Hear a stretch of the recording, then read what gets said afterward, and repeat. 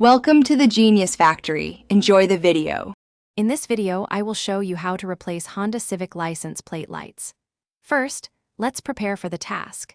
You will need a small flathead screwdriver and two new miniature wedge base bulbs, such as a 194 or 168 type.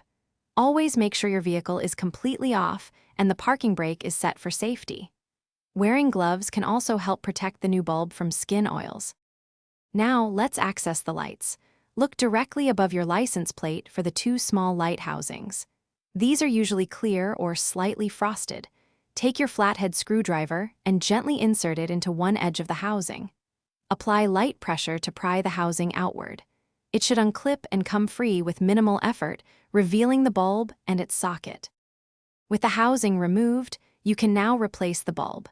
Twist the bulb socket about 1/4 turn counterclockwise to release it from the light housing. Carefully pull the old bulb straight out of the socket. It's a simple pull-out, push-in design.